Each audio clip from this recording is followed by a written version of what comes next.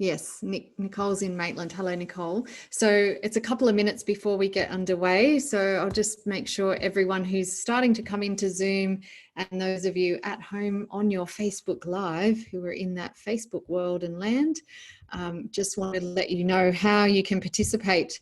If this has been one of your first sessions or it is your first session here at the SuperHuman Summit, welcome, welcome, welcome. It's great to have you on board. We have been having the most exciting time, myself and my fellow co-host, colleague and founder of Human Power, and that is Michelle Crawford, who is having a well-earned little lunch break at the moment because she's been interviewing people a lot this morning. It's my turn now, and I've got the witching hour right through to the night shift. It is fabulous to have everyone joining us. We're just trying to catch up. Here we go. Facebook Live's just starting out now. So how you can participate throughout this session. We can't see you at home. You can see Paul and I, but we can't see you. So if you're in your Jimmy Jams, that's okay. We can't see that. Don't tell us what you're doing. If you're doing anything untoward, like going to the bathroom, we don't want to know. But we're here and we're ready to chat to you. And so you'll see at the bottom of your screen, you have a little Q&A box and you also have a little chat box. And so in the chat box, that's where you can chat and roll on and tell us what's happening. Oh, hello, Elena. I've got another AJ in the group, 2 AJs. Oh, 2 means trouble. So you can chat along there along the way. Often we might ask you to put a yes or a Y in the box if you agree with something, or an N if you don't. And also if you want to ask a question of our beautiful guest Paul along the way, you can do that in the Q&A box, and that's best because it alerts and jumps up and tells me I've got a question. So otherwise, please just keep chatting in the chat box. Oh, hello, Mahububs is back again from Abu Dhabi, which is lovely. It's great to see we've got people from all around the world. We just had New Zealand and London and other people on in the last chat as well. So great to see all of you on there. Alana, Mahubub, Mel, Nicole, Sarah, all of you starting to join in. Fantastic. And remember, over in Facebook land, hello Facebook land, we love you. If you're in the SuperHuman Summit group, Michelle Crone's saying to you, enjoy. And she's relaxing now because she just finished her talk straight before you. So please feel free to pop your chats in the chat box because I am kind of sneaky. See, I've got my phone here and I'm watching us. There we are. Right? Wave to ourselves. So there we are. And I am listening, watching your chats. Hello, Angela Carey. Nice to see you again. I know you enjoyed Joe Formosa this morning, who was the bomb, wasn't she? She was fantastic. We've got Mel here from Northeast Victoria. Susan is from Sydney. Hello again, Susan. You've been on already. Oh, you're having one of those nice days in lockdown where you can sit and watch fabulous content like this. It's super fabulous to have you all join us. The summit, we're up to day 6. Can you believe it already? Of an 8-day summit. Alana's saying, you'll do great, Paul. Yeah, mate, you're going to do great. So it's nice. You've got a little cheer squad here. It is going off. It's been amazing. We have had now over 2,500 people sign up for different talks at our summit. We've had 15 countries so far and counting, which is so phenomenal because that's what it's going to take to raise the consciousness of the planet, is all of us collectively coming together. And our speakers today, just like this cool dude over here, have all donated their time, their energy. Yeah, you've got to work out which side. You're on that side on my screen. Have donated their time and their energy and their commitment, and also their content and their knowledge. And so by hearing them and being part of this summit, you get to stand on the shoulders of giants. You are getting hundreds of years of research and background and stuff from all of our delicious humans. So welcome aboard. Get ready for a good ride. Let's start, shall we? So today, and our speaker right now is Paul Smith. His topic, what he's going to talk about, is breaking the cycle to become more superhuman. Hello, Nosh. We know you're there in Melbourne. I know you're watching me on Facebook as well. So it's awesome to introduce this gentleman who is coming from the Hunter Valley today, but is normally a Queenslander. So who do you go for when it's New South Wales versus Queensland and things like that? New South Wales at heart, grew up here, but shifted off to keep with the warm weather for a while. Right. So good answer, right answer, because I'm originally from New South Wales as well. So Paul is going to talk a bit about the 6 elements that make Innovatrix so different to other modalities and why we can use it to break the cycle of intergenerational patterns. Try saying that when you've had a drink, and set our hearts and minds free. And also he's going to talk about why epigenetics plays such a vital role in doing that. I love epigenetics, and I love thinking about epigenetics, particularly when I'm facilitating in rooms full of people. It's always fascinating to watch how all of that's at play. Now, Paul is a transformologist. You've given me all the big words, Paul. What? And your name is so simple. I thought you were going to be easy. Paul allows men to transform their beliefs and to break the cycle. And so we're going to talk a bit about that today. And I have a feeling you might be going to give us some practical tips. Does that sound about right? Well, there's plenty of that involved, yes. Excellent. So over to you, Paul. All right. Well, I'm going to share the screen then, if that's okay. Brilliant. All right. Let's see if this works. All right. It's magic. Just like that. Unbelievable. So look, I'm really grateful for the opportunity to be part of this summit, and thank you for inviting me in and accepting me into this. It's been awesome to watch all the other people go before me and learn bits and snippets about everything that they share. But I want to share with you today about how, for me, Superhuman isn't about anything more than simply being true to yourself. Yet in order to be that, and in order to truly be superhuman, we have to break that cycle that we're trapped in. So here we are. Welcome. Welcome to breaking the cycle of how to become superhuman. So as you touched on, I'm an Innovatrix transformologist, and I'm one of 6 men in the world that has the privilege to be able to share this life-changing process with other men around the world. So it's a process that changed my life, and so deeply, from a place I felt no return, and a process that has helped men around the world also break free from the shackles of themselves and find their own true superhuman self. But like most, it wasn't always that way. Being a young boy with the world at his feet, an absolute love of life, excited about being in the outdoors all the time and embracing life itself, it wasn't a fear in the world back then. And, I was always dreaming of huge things. I was a talented sportsman. I could compete at any sport that I tried. I was very lucky. But as years went by, I began to make those bad choices to fit in. I became confused. I got lost in the world.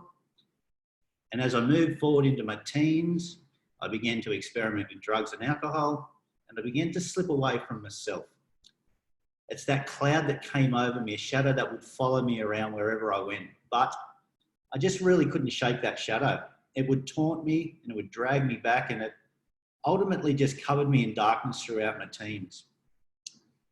Yet somehow I just continued to operate. I look back and I see I was actually a functioning addict, a tradesman at 20 years old that was never out of work. I played first grade rugby that kept me on path, that kept me training, kept me with a goal, a vision, and a stimulus other than the drugs and alcohol. And it's a question I still ask myself today: was how did I manage to do those things, to even function, to even operate? As life went by, I just want to check with you, Paul. Have you changed the slide yet from the first one, or is it still on the breaking the cycle? Just a couple more and I'll change the slide. Yep. Oh no, that's good. I just heard you click your mouse and no change to the screen. I wanted to check. All good. No, that's cool. I do have rookie errors with technology most of the time, so. Now, look, as life went on, I was married at 23. I became an instant dad. I gained a 15-month-old stepson straight up, which is incredible. He's 21 now.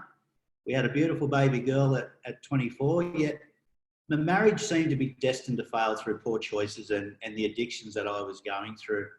And a broken marriage did soon follow, as did a lack of confidence and self-worth. I became riddled with the anxiety and the fear, and I'd constantly push those thoughts and beliefs and issues aside with drugs and alcohol. It was a cycle that I repeated, and a cycle that ultimately repeated time and time again, and divorce being the outcome. The lessons were never learned, the actions were never taken, and the consequences ultimately were the same. I constantly tried to step forward, only to fall back into the old patterns and beliefs. I was a boy trapped inside myself, afraid to break out, not knowing how to do life, in fear of who I might become, who I might upset, or even where I would end up. It's a really stark reality to a good upbringing, a loving family, amazing parents that actually just celebrated 50 years of marriage, so that was a massive milestone. But a son that's always compared himself to others, a son who failed, a son who strove for more, yet a son that started to question himself and even life itself. I was surrounded by a cage. It was an open door cage though. It was one that I just couldn't seem to step out of. Shackled to nothing but my beliefs, my thoughts and my feelings, and an underlying belief that I wasn't good enough. I was trapped and scared of what I would lose and what I'd miss out on. And for many men that I work with and I speak to, this is a similar story. It's a repetitive story, a life of fighting oneself in order to beat the thoughts, the feelings and the demons. It's a real struggle to survive, never truly knowing that true superhumans simply continue to show up no matter what the situation or the circumstance. Though the problem many have is when showing up continues to break you so often, you can question yourself, your thoughts, and in time, you just constantly questioning oneself. We feel like a failure. We constantly compare ourselves to others and we feel adequate in the eyes of others. So this slide resonates strongly today. I'm not sure if anyone's seen this, but it's the perception of what it means to be a man, what it means to be a leader, what it means to be a father, a brother and a mate. We place other men on a pedestal, constantly seeing success around us and never truly giving ourselves credit for what we've achieved. It's never enough. Fantastic image. It's stunning. It's beautiful, isn't it? It's Love only it. a recent one, I think. So obviously with the virus that's going on, but it's very captivating. It is. We always placing men on a pedestal, and as guys we do it all the time. We see the success around us and we're never truly giving ourselves a credit for what we have actually achieved. It's never enough in our own eyes. We always want more. We should have a certain thing by a certain amount of time in order to say that we've made it. All we do is see what we can't have, because we can never have what someone else has and we never can be them. We can only ever be us. What most unfortunately believe is that we can never change our ways. We can never change our path, or we can never change our career, our relationship, or even the thoughts and beliefs that we have. So we've had a lot of people talk about imposter syndrome a bit this week, Paul. I'm curious about how long did this kind of phase last for you? Oh, until I went through this process, I guess 2.5 years ago myself. So I'm 41 now. So it's a lifetime of those accumulations of things that just seem to keep bringing me back down and just never being able to do or be who I wanted to be. Wow. Well, thank you for your vulnerability and sharing. No, pleasure. And look, and it's true why so many people think that, because you can never truly be superhuman because of the inherited beliefs that stop you from being you. And I was no different to that. We all know superheroes wear their capes on the outside, but I truly believe that superhumans wear theirs on the inside. And this is why.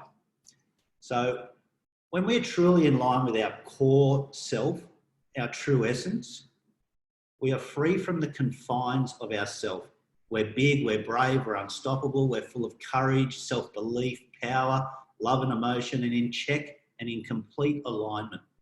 A level that unfortunately many will never know and many will never feel. And sadness comes to mind for those that are trapped forever by themselves, as they're never ever going to experience that true happiness on a level because it seems so impossible to the majority. As humans, we just crave connection, we crave acceptance, we crave love, safety, compassion, companionship, and contentment. But why does it seem so impossible that to most that they can't have that and they can't have more than that?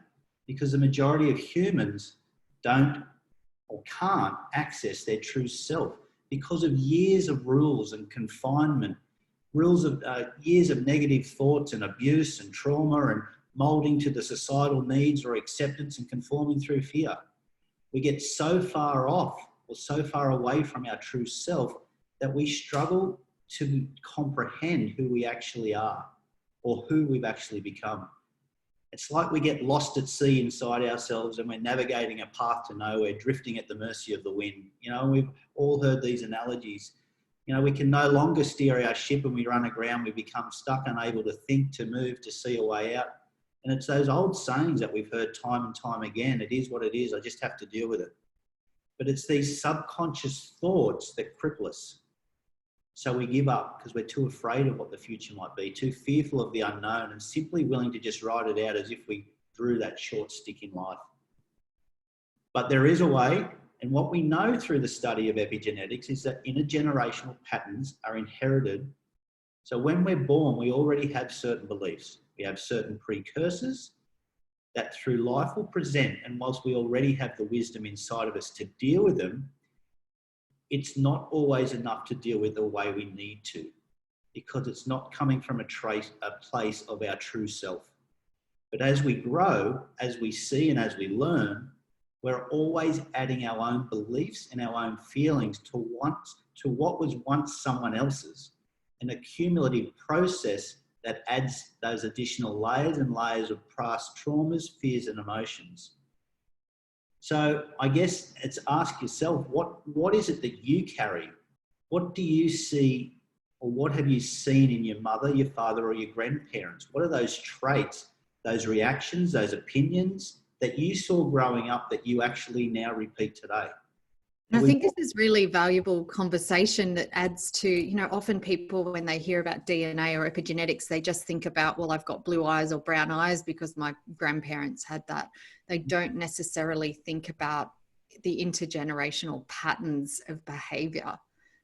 It is that. It's those things that we've been taught, we've been learnt, we've seen that, you know, we should just react or we should just do it a certain way because that's the way it's always been done. And it's hard not to do that when that's what we're taught from that young age. And we all have them, but we don't realise we do them. We don't recognise that it's the words that we say or the actions that we take because they become so ingrained in our subconscious, they just become our automatic responses. So that's our go-to response in the times when we actually need them. I mean, it's a funny little story here of Grandma's Christmas ham, and I don't know if anyone's heard it, but for years you saw her cut the leg off the ham, okay? You saw your mum do it, your aunties do it, and you figured there must have been a really, really good reason for it. Maybe it was the flavour was better, the meat was cooked better. So many reasons as to why you had to cut the leg off the ham in order to cook it perfectly at Christmas time. It was Grandma's secret recipe, a tradition that just been passed on through generations, and it's never been forgotten. It's always been followed to the letter of that recipe. But you got curious, you asked Grandma, but no one's ever thought to ask her why, because they've just always done it that way. They've just seen it that way, and because that's what they were told to do. But when you truly got to the nitty gritty and you asked Grandma why you cut the leg off the ham, it was simply because that's the only pan she had, simply because she couldn't fit it into anything else. So she had to cut the leg off the ham. You know, and it's that perfect reason that we do things a certain way. It's the reason that through generations that it's, you know, it's a totally different story, and it's no different with our internal beliefs either. We are so far from the truth, the core of ourself in so many ways that we can't remember who we actually are.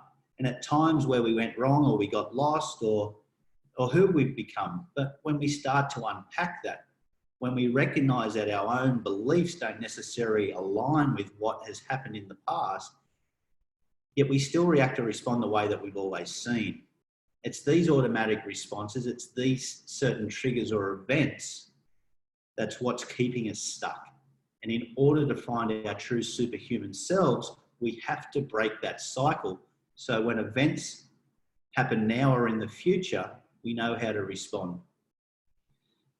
So we can respond from a higher place, a higher wisdom, and therefore we can change the outcome by seeing the situation for what it is and from a completely different perspective. And Innovatrix is proven to break that cycle. It's based on the studies of epigenetics. And through this process, it allows us to transform those internal beliefs much further back than you can imagine, so you can break that cycle completely. It's like erasing those past learnings and replacing them with new learnings, allowing us to see the situations for what they are. And I guess you're probably thinking how this is different to other things. And first and foremost, it's gender specific. Innovatrix is only for men, though for women, there is Creatrix, which is where this all started. It's a modern day wake up call where time stands still and you learn in that moment what you must in order to move forward. And I know that's pretty exciting. I know it's exciting. And this is why. It's these 6 key elements that set it apart from the other modalities. So it's this. We're here for. Sorry? This is what we're here for. That's it. So firstly, it's not therapy. So what we know is that the vast majority of men don't want therapy. Men don't want to open up. Simple. They don't want to talk about their issues over and over again. They don't want to have to relive those issues. They don't want to have to relive those issues that constantly make them feel or make them sense those same emotions. It's the ones that they're actually trying to avoid. So obviously men bottle stuff up for a reason, because we think it's better to bottle it up rather than to speak about it. When blokes speak about it, it's those thoughts that come to mind that they actually feel that they're not man enough. They're weak. Innovatrix isn't about reliving the past events or thoughts. It's about understanding the charge to the subconscious thoughts we tell ourselves and that when what we're dealing with. We remove that charge, we change the perspective, and we learn what we must in order to move forward so that issues don't create the same reaction. So it's simply dealing with the issues and simply getting rid of them. Secondly, it's the head, the heart, and the gut. So as we know, our head is our rational brain. It's the brain that's telling us that I should or I shouldn't, and it's basing everything on the facts that it's gathered. It looks at all these problems and all the issues in this logical manner. And with the head, we list all the good, the bad. We look at the strengths and we put them up against the weaknesses, and we measure all those risks and we measure what we might get out of it as well, that return of investment. It's that analysing and organising, which is all part of the process and the decision making. Whereas the second one, our heart, is our emotional brain. It's that spontaneous. It sees problems through passions and feelings and creativity, and it says those things to yourself that you want to do it or you don't want to do it. And following your heart feels really good in the short term, as it responds to those emotions that are actually in the present. The third one is your gut, of course, and this is that intuitive brain. It sends those little messages to you about what's going on. It's that little voice that tells us when something's right or something's wrong without actually telling us why it's right or wrong. It's not like the conscious, it's not like the head and the heart. It's the intuition in the process that allows us to know that something's there without reasoning, whether that something is an action to take or an understanding of a situation. And that's why it's a little bit less tangible and I guess a little bit less obvious.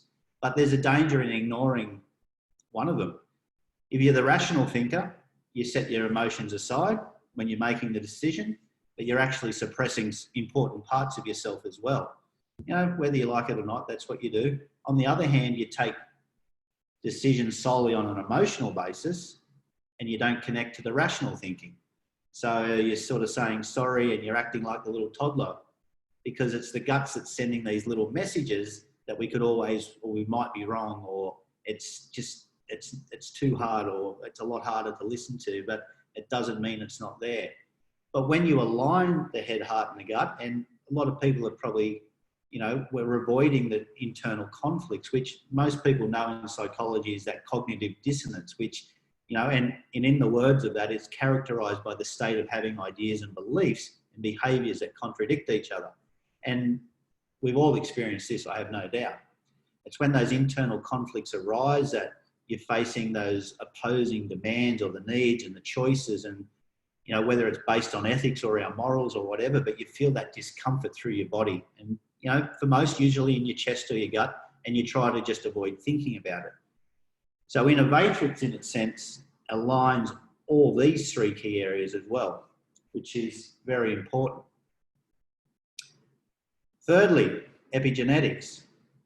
So epigenetics is an area of scientific research that shows how the environmental influences actually affect the expressions of their genes. So through the research in that, so during the development of that, we know that the DNA makes up our genes, and these accumulate these little markers that determine how much of the gene is expressed. It's the collection of these little markers that is known as those epigenome. I don't know if I ever pronounced that word right, but it's these different experiences that, children have, and they rearrange those chemical marks as well. And we know and we can understand why, for instance, how genetically identical twins can exhibit totally different behaviours, totally different health, totally different skills and achievement. Epigenetics is referring to how the genes are expressed or suppressed in response to those environmental and lifestyle factors. And what that research also suggests is that these marks can be chemically transferred to the DNA and to the offspring across multiple generations. So simply put, many beliefs and emotions are inherited from many, many generations ago, and more than we can actually fathom to believe that's possible. So let me give you a little example of a trigger or an issue repeating. And we've all had a headache, right? But the headache isn't actually the issue. The headache is the feeling created by a certain issue that's been created by a certain trigger. So we can take a pill or we can medicate that headache, yet if we don't remove the issue or repair the issue, then that headache will reappear in time. We've all tried it, yet when that same trigger occurs down the track, then we must generally remedicate or take that pill again in order to mask those symptoms or that issue, and so that cycle continues. And we know that many studies go back 7 generations, but that doesn't always go deep enough to get to the root of the issue. Innovatrix removes those accumulated filters that you've created over many years and from its purest perspective. The next one's safety. And it's a very, very safe process. We sometimes know, or we do know, that when we talk about our emotions or we relive those traumas that we've created, the issues that have been created and those associated feelings can be stirred up. Now that can lead to longer lasting problems and serious thoughts and implications of how we're feeling in that moment and how we feel when we may leave that conversation or when we leave that meeting. Innovatrix doesn't do that at all. It's a process that allows us to safely transform those negative beliefs and emotions on such a deep level and safely bring you out the other side in a very, very controlled way. The fifth one is reciprocity, and this is the practice of exchanging things with others for mutual benefit. So now this is all about exchanging those negative beliefs or feelings with new positive learnings and wisdom from within. When many try to remove the issues, they don't actually replace it with anything. Therefore, that leaves those holes or those gaps that over time allows it to fill with other negative thoughts and emotions. But when we remove these negative beliefs and replace them with positive learnings, it allows us to look at these similar trigger situations differently from that moment forward. Now, this is a significant key difference. It allows us to transform your current belief and replace it with new learnings. So from that point forward, that new learning becomes your default level so that you will see that same or similar situation from that new default level going forward and into the future.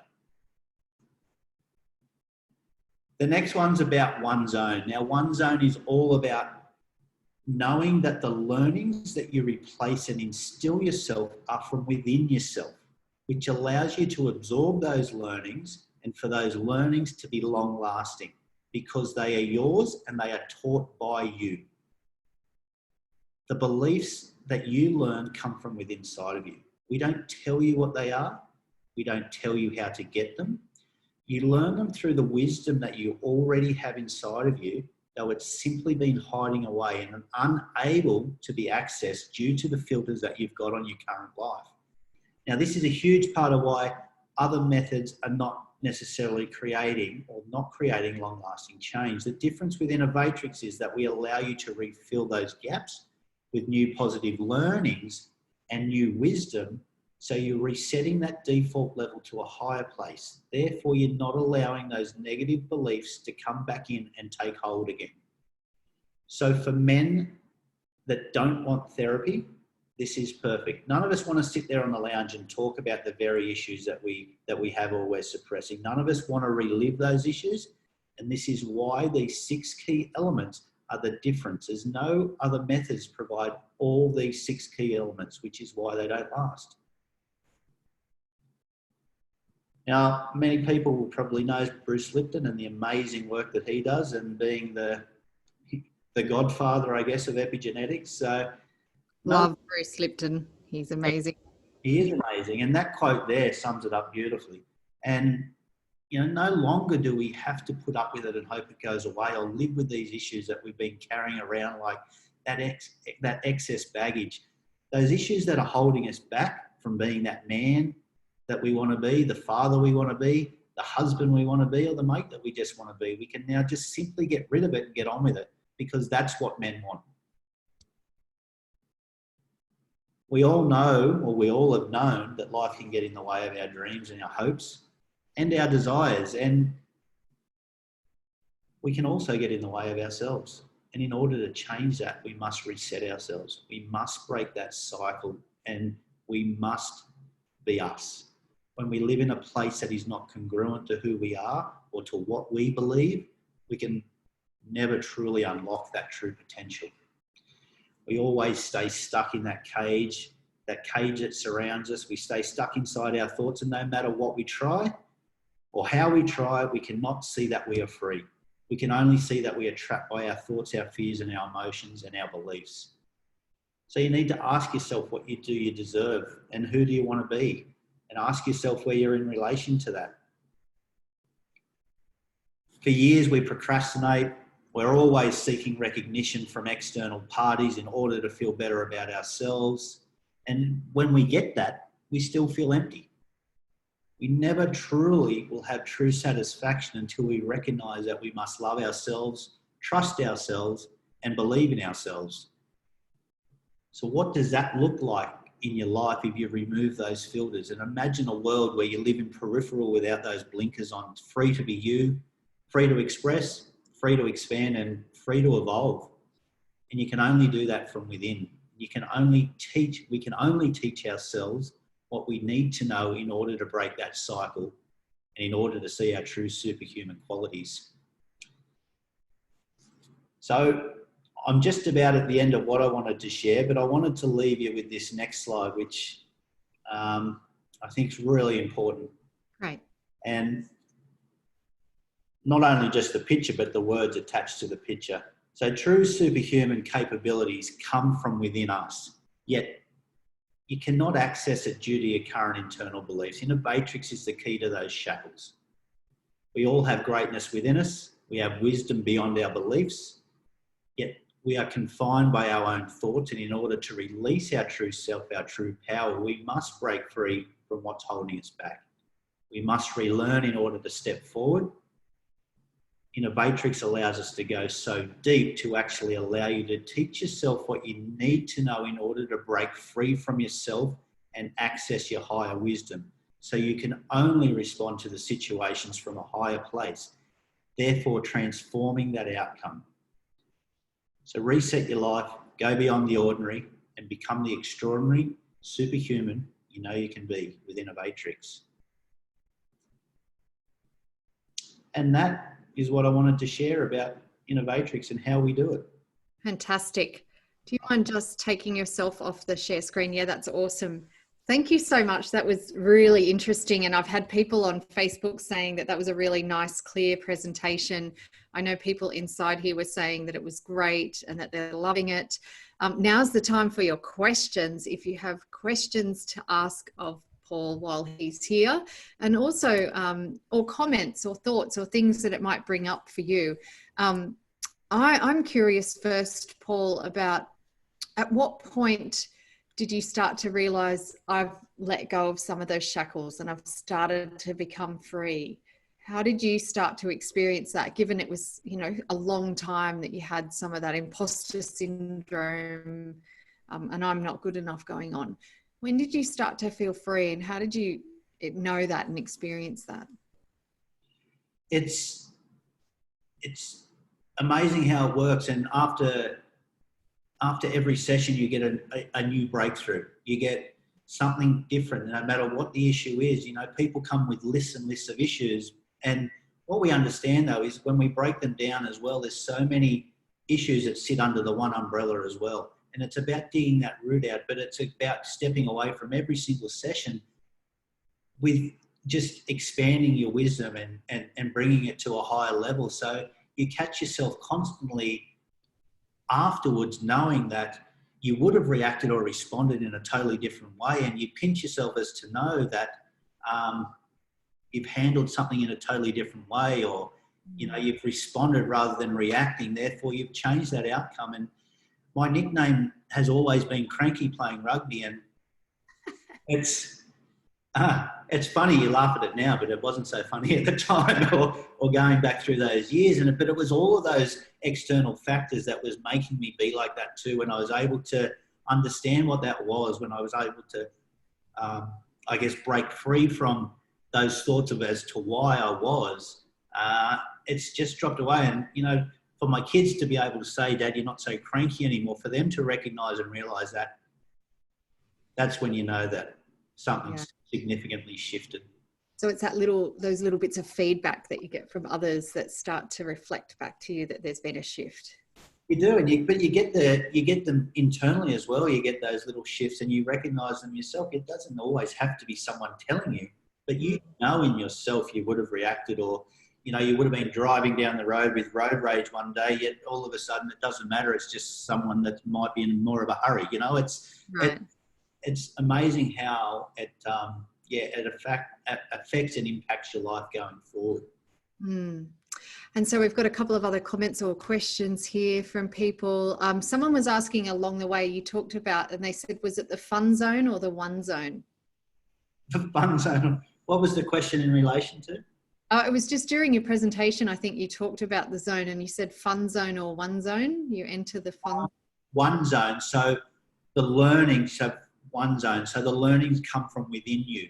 So we don't tell you or teach you what you need to know, like you're learning a course. You learn from within yourself. So that's that one zone wisdom, one zone perspective you see from yourself, which is why you create that long-lasting change, because it is of your truest self.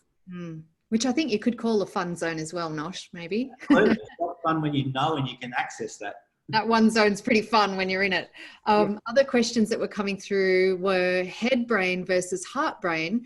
When my head says something but my heart says the opposite and there's a battle going on, any tips to decide?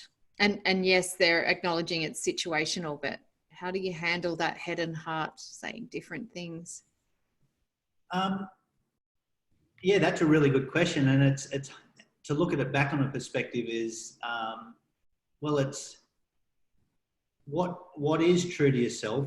You know, obviously if you're questioning yourself from two different parts, there's something that's not marrying together. So what is it, or what's that compromise that you could potentially do in that situation that allows you to get that result? Or what do you need to do? How do you need to see that from a different perspective to allow them to align, so you still get the outcome that you want, but maybe not exactly the way that it was going to come about? Does that make sense? It's a tricky question to go back on and to see it from a different perspective. Yep, they're saying yes, so that's great. And I know I've actually found a really interesting or useful tool when I've been looking at decisions I might need to take or make. I would actually write down on a piece of paper, what does my head say? What does my heart say? What does my gut say? And then I'd go, and what does my intellect of all of those brought together say? What's my intuition say? And so then I'd look and measure it up and go, okay, so now I can make a choice, and I could clearly see what were the differences between them, and then kind of assess that. Yeah, and it's a rational way of doing it, I guess, as well, and just seeing every little bit from it. But it is when you're aligning those three key elements of that, then you know you're in your true self as well. Yeah, we've got on the Facebook group, hello Facebookers, Mel's saying anytime after lunch onwards. I think maybe you're communicating with someone else in the group about chatting, catching up maybe. People are saying nice, clear presentation. Thank you very much for your presentation. Someone asked, how do we sign up, or how do we find out more and get involved? I did put some links to your website before for everyone. Is that the best place, or is there someone else? I mean, for me, there's it's all changing, those website things at the moment. They're constantly changing. So happy to give out an email address and have a chat. That's probably the best. Or go to my Facebook page and you can contact me through there, which is called Mental Freedom, MENTOOL. So they can contact me through there as well. Mental Freedom, yeah. Yep. So Facebook. No tradesman coming out in me. Got your tools. We have Alana here. Hello, Alana, saying, what are the thoughts you'd encourage me to have before a race in a surf lifesaving in order to be more superhuman? Good question. I guess and lots of people talk about it, but it's envisioning what that race is going to look like for you too, or seeing how you're going to perform in that, and knowing that the outcome that you want, whether it's going to be win the race or not, or just perform at your best, just giving yourself the confidence to know that you're going to be able to just see it clearly, and you know what you need to do with inside yourself already. You know that you've got the skills because you're there in that race, or whatever level you're at, and just trusting yourself to be able to go and implement it, I guess. And I actually recently did a podcast with a gentleman from Queensland as well, who swam the English Channel recently. And that was great hearing him talk about mindset and get himself ready for that, Alana. So if you're looking on podcasts on iTunes, my podcast is called The Theatre of You. And it was a really great episode with him talking about getting himself psyched up, ready to swim the English Channel, because he swam it at night, you know, when you can't see the box jellyfish and the sharks and all of that, and in choppy sea and you can't see the land. Yeah, not my cup of tea. Give me a warm beach any day, but not the cold English Channel. So any final words from you, Paul? And I think particularly if people are listening to this either live, and we've got quite a lot of people on here and in the Facebook group, but if they're listening to the replay later and they're just feeling a bit stuck and a bit lost, and perhaps that's why they came and checked out some of the presentations on SuperHuman, do you have any tips or advice for someone who might be in that space right now? Yeah, certainly. I think it's just about just take a step back. Just take a step back and what is it that is happening in that time or in that moment that is giving you those thoughts or feelings. And if you just take yourself out of that moment, if you just step back that little bit and just see it from an outsider's perspective, what would that outsider need to teach you or share with you to allow you to see it from a different point, so you could learn something in that moment that just allows you to either step forward or step around it. Over it, under it, round it, love it. It's been fabulous, Paul, having a chat to you. I don't think we've got any other questions in the chat box there. Mahubub is saying, great sharing. All my shackles are removed. Thank you, Paul. That's great to hear. And hopefully they are, because you've been on quite a few of our presentations, Mahubub. I'm glad you're drinking widely from the cup of knowledge that we have to share here. And I do want to share, as I close out this session, our next one's on in about 3 hours. I'll be back again in your face. How exciting. And that will be with my friend Stephen Barkley, who many of you may have seen already. He's been involved in organising all of our meditators. And so you'll be seeing him each morning. And Stephen's going to talk about amplifying your intuition in times of great noise. And that's going to be super fabulous. I know his story. I have known Steve-O since I worked with him in my 20s, back then in a hospital long time ago. And he has literally followed his intuition and trusted it for many, many years, for all that time. And it's taken him all around the world and into really interesting and different career transitions and changes in life. So come along to that if you want to hear more about how do I trust my gut and work with my intuition and really step into my power in that way as well. So that's at 6 p.m. tonight, Australian Eastern Standard Time. And then tomorrow we have a day of rest. Day 7 is part of the summit, and it's meant to be a day of integration and of thinking about what you've learned and of taking some notes or reflecting. Or if you've missed speakers throughout the week, because we've already had something like 30, if you've missed some people, 30, 31, something like that already, go and watch them. They're all in the Facebook group. It's called the SuperHuman Summit. And you can check them out there. There's been fabulous speakers just like Paul right now. So go and check them out if you've missed any. And then our last day, Monday, it's our last day together. I'm very sad about that. Day 8, although it feels like day 40 now.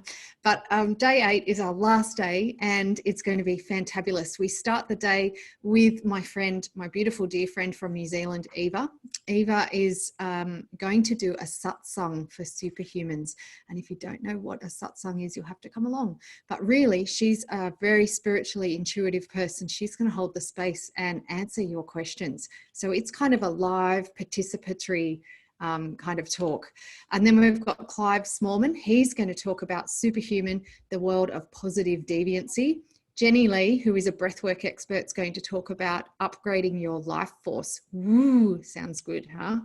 Loretta Honeychurch is a client of mine and a brilliant woman. She's going to talk about tapping into your biofield, and she uses tuning forks and frequencies and the biofield of your body. She's amazing. You're going to love her. Then we have Susan Hunter, who's going to talk about how to pressure proof yourself and harness the power of pressure. So not get rid of it, but use it, turn it into, good things and then use it. So she's going to talk about that. And then we will have a closing ceremony. So closing ceremony Monday afternoon is from 4 till 5 p.m.